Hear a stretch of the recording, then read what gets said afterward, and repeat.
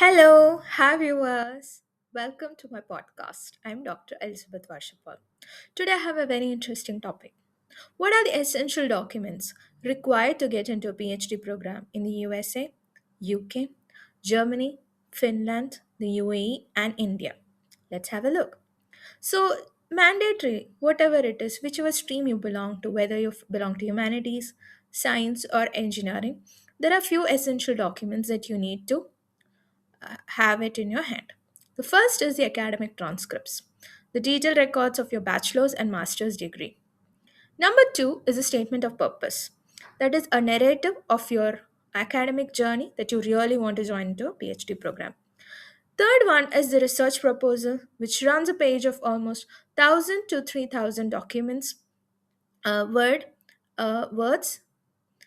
which stretches you basically your research. And next, you need the letters of recommendation. Usually, two, three letters of LORs would do, especially you have to get it from your professors or the supervisors, whoever you are very comfortable with. The last one is your CV and the resume. Basically, you have to highlight your research publications, your research experience, and academic background. Into the country specific requirements, the first is the United States. Actually, you can get into a PhD program with your basically, you need to have the standardized test that we talk about, the GRE general. Second is English proficiency, that is either your TOEFL or IELTS is mandatory. Then the admissions model, generally they work where you have to apply to the department or the graduate, basically not your specific professor, highlighting your research interest. And generally the duration runs from 5 to 7 years. Next country that we're looking is the UK.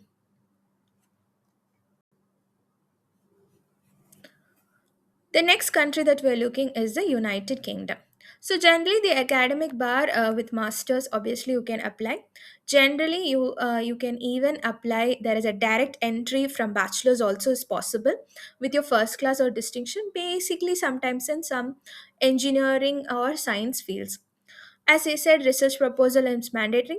English proficiency, especially your IELTS scores, is generally you would have to be high, above 7, and duration is 3 to 4 years. That we're discussing is Germany. So Germany works in two ways. One is the individual doctorate or the structured PhD programs. So when I mean individual doctorates means you can work with one professor, send them your research interest, and you have to see whether they align with your research area or with your research interest. So structured PhD program is similar to the US model that I was explaining earlier. And obviously, you need masters and you need to learn Deutsch is important. But there are few places where they accept with IELTS score also. And generally, the duration runs for 3 to 5 years. The next country that we're talking is Finland. Finland is offers tuition fees, but it's highly competitive. So in employment status, generally they consider if you're applying for a PhD program, they consider you as an employee of the university. Because that is how they work, because PhD student is generally considered as an employee of the university. So when I say the requirements, obviously you need master's degree, and the funding also you can apply for research grants through university grant or contract or personal funds. As I mentioned in the earlier videos, you can see how to apply for a research grant.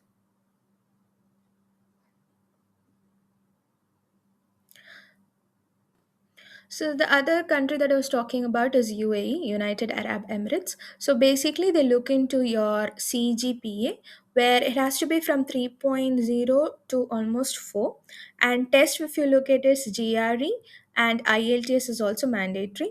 And when we talk about the equivalency, if you're done your degree outside the UAE, you need to get an equivalency certificate is mandatory from the UAE Ministry of Education.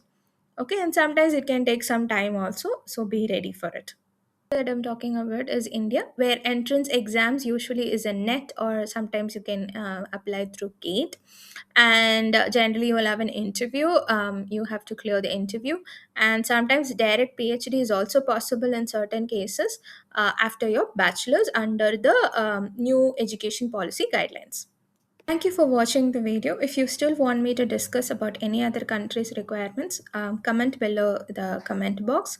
Please like and subscribe my channel. Thank you. Thank you for watching.